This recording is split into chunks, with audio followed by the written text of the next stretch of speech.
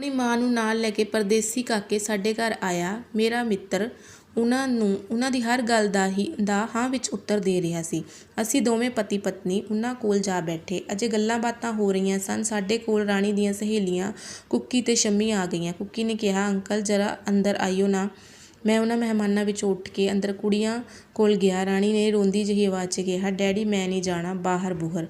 ਆਹ ਅੱਜ ਦੀ ਅਖਬਾਰ ਪੜ੍ਹੋ। ਕੋਲ ਖੜੀਆਂ ਕੁੜੀਆਂ ਨੇ ਹਾਮੀ ਭਰੀ, ਹਾਂ ਅੰਕਲ, ਅਖਬਾਰ ਵਿੱਚ ਅੱਜ ਬੜੀ ਭੈੜੀ ਖਬਰ ਹੈ ਕਿ ਕਿਸੇ ਮੁੰਡੇ ਨੇ ਕੈਨੇਡਾ ਲੈ ਕੇ ਜਾਣ ਦਾ ਬਹਾਨਾ ਲਾ ਕੇ 5 ਲੱਖ ਰੁਪਏ ਦਾਜ 'ਚ ਲੈ ਕੇ ਇੱਧਰ ਕੁੜੀ ਨਾਲ ਵਿਆਹ ਕਰਵਾ ਲਿਆ। 4 ਸਾਲ ਹੋ ਗਏ ਵਿਆਹ ਨੂੰ, ਉਹ ਮੁੜ ਕੇ ਨਹੀਂ ਪਰਤਿਆ। ਕੁੜੀ ਤੇ ਉਸਦੇ ਮਾਪੇ ਉਡੀਕ ਰਹੇ ਹੈ ਕਿ ਉਹ ਕਦੋਂ ਆਊ।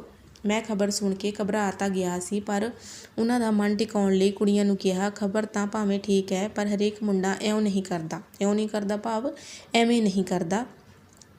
ਰਾਣੀ ਨੇ ਪੱਕੀ ਜਿੱਦ ਹੀ ਕਰ ਲਈ ਕਿ ਮੈਂ ਬਾਹਰਲੇ ਦੇਸ਼ ਨਹੀਂ ਜਾਣਾ। ਡੈਡੀ ਤੁਸੀਂ ਇਹਨਾਂ ਨੂੰ ਜਵਾਬ ਦੇ ਦਿਓ। ਮਨੋਂ ਤਾਂ ਮੈਂ ਧੀ ਦੀ ਗੱਲ ਨਾਲ ਸਹਿਮਤ ਹੋ ਗਿਆ ਸੀ ਕਿ ਜੇ ਰਾਣੀ ਦਾ ਵਿਆਹ ਹੋ ਗਿਆ ਤਾਂ ਬੁੜਾ ਕੀ ਐਨੇ ਫੂਕਣਾ।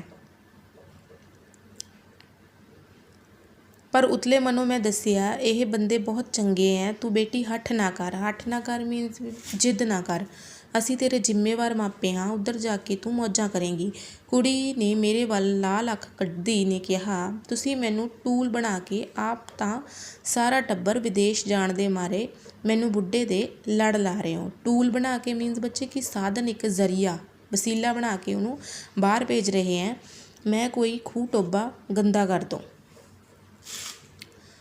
ਕੁੜੀ ਦੀ ਸਿਰੇ ਵਾਲੀ ਗੱਲ ਸੁਣ ਕੇ ਮੈਂ ਜਿਵੇਂ ਪੱਥਰ ਹੀ ਬਣ ਗਿਆ ਹੋਵਾਂ। ਜਦੋਂ ਉਸਨੇ ਕਿਹਾ ਕਿ ਮੈਂ ਕੋਈ ਖੂਹ ਟੋਬਾ ਗੰਦਾ ਕਰ ਦੂੰ, ਭਾਵ ਕਿ ਉਹ ਕਹਿੰਦੀ ਕਿ ਮੈਂ ਕਿਸੇ ਖੂਹ ਟੋਬੇ ਵਿੱਚ ਛਾਲ ਮਾਰ ਦੂੰ, ਤਾਂ ਇਹ ਗੱਲ ਸੁਣ ਕੇ ਉਹ ਪੱਥਰ ਜਿਹਾ ਬਣ ਗਿਆ। ਝੱਟ ਮੇਰੇ ਇੱਕ ਮਾਸਟਰਾੜੀ ਦੀ ਕੁੜੀ ਦੀ ਯਾਦ ਆਈ, ਜਿਸਨੇ ਕੈਨੇਡਾ ਰਹਿੰਦੀ ਨੇ ਸਹੁਰਿਆਂ ਤੋਂ ਤੰਗ ਆ ਕੇ ਸਮੁੰਦਰ ਵਿੱਚ ਛਾਲ ਮਾਰ ਕੇ ਖੁਦਕੁਸ਼ੀ ਕਰ ਲਈ ਸੀ।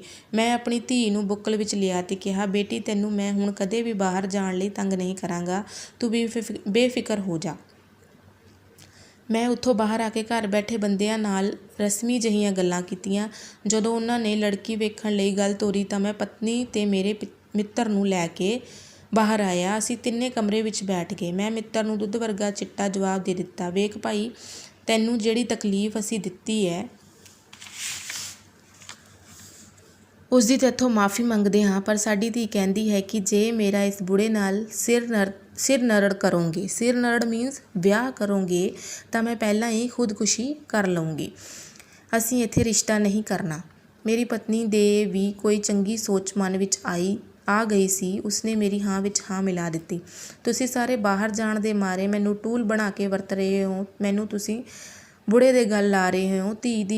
ਧੀ ਦੇ ਮਾਰੇ ਮਿਹਣੇ ਮੀਨਸ ਹੁੰਦਾ ਦੋਸ਼, ਤਾਨੇ ਦਾ ਚੁਭਵੀਂ ਗੱਲ ਮੇਰੇ ਸੀਨੇ ਵਿੱਚ ਲੱਗ ਰਹੇ ਸਨ।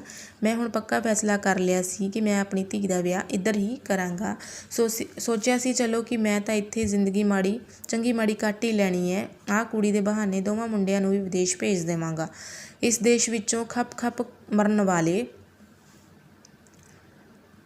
ਮਰਨ ਨਾਲੋਂ ਤਾਂ ਉਧਰ ਕੰਮ ਕਰਦੇ ਬੰਦੇ ਦੀ ਜਾਨ ਸੌਖੀ ਰਹਿੰਦੀ ਹੈ। ਕਿਧਰੇ ਹੈ ਉਧਰ ਬੰਦੇ ਦੇ ਕੀਤੇ ਕੰਮ ਦੀ ਮਿਹਨਤ ਨੂੰ ਫਲ ਲੱਗਦੇ ਹੈ। ਅਸੀਂ ਤਾਂ ਉਹਨਾਂ ਲੋਕਾਂ ਦੀ ਰੀਸ ਕਰ ਰਹੇ ਸਾਂ ਜਿਨ੍ਹਾਂ ਲੋਕਾਂ ਕੋਲ ਇੱਧਰ 100 ਕਿੱਲੇ ਜ਼ਮੀਨ ਹੈ, ਚੰਗੇ ਕੰਮ ਧੰਦੇ ਹੋਰ ਵੀ ਚੱਲਦੇ ਹੈ। ਉਹ ਆਪਣੀਆਂ ਧੀਆਂ ਨੂੰ ਵਿਦੇਸ਼ਾਂ ਵਿੱਚ ਵਿਆਹ ਦਿੰਦੇ ਹੈ। ਉਹ ਵੀ ਲੋਕ ਜਿਹੜੇ ਇੱਧਰ ਮੌਜਾਂ ਮਾਣਦੇ ਹੈ, ਉੱਧਰ ਜਾ ਕੇ ਸੈੱਟ ਹੋਣ ਦੀਆਂ ਸਕੀਮਾਂ ਬਣਾਉਂਦੇ ਹੈ।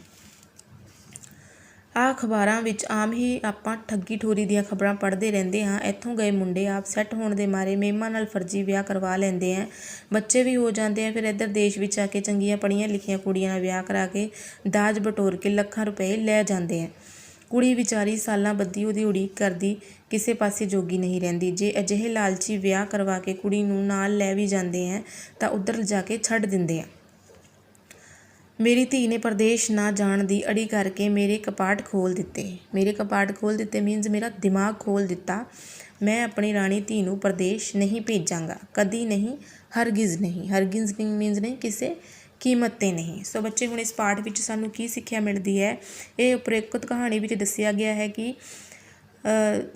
ਇਸ ਵਿੱਚ ਇੱਕ ਇਹ ਜਿਹੀ ਸਮੱਸਿਆ ਨੂੰ ਦੱਸਿਆ ਗਿਆ ਹੈ ਕਿ ਕਈ ਲੋਕ ਜਿਹੜੇ ਹੈਗੇ ਆ ਬੱਚੇ, ਉਹ ਮੁੰਡੇ ਕੁੜੀਆਂ ਨੂੰ ਪ੍ਰਦੇਸ਼ ਤੋਰ ਕੇ ਆਪਣੇ ਪਰਿਵਾਰ ਨੂੰ ਆਰਥਿਕ ਤੌਰ 'ਤੇ ਖੁਸ਼ਹਾਲ ਦੇਖਣਾ ਚਾਹੁੰਦੇ ਹਨ।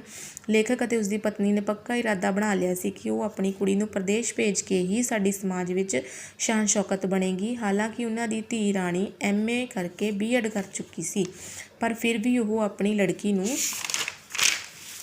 ਕੈਨੇਡਾ, ਅਮਰੀਕਾ ਜਾਂ ਕਿਸੇ ਹੋਰ ਦੇਸ਼ ਭੇਜਣਾ ਚਾਹੁੰਦੇ ਸੀ। ਉਹ ਸੋਚਦੇ ਸਨ ਕਿ ਜੇ ਕੁੜੀ ਦਾ ਵਿਆਹ ਪ੍ਰਦੇਸ਼ ਗਏ ਮੁੰਡੇ ਨਾਲ ਹੋ ਜਾਵੇ ਤਾਂ ਵਿਆਹ ਪਿੱਛੋਂ ਸਾਰਾ ਟੱਬਰ ਵਿਦੇਸ਼ ਵਿੱਚ ਸੈੱਟ ਹੋ ਜਾਵੇਗਾ।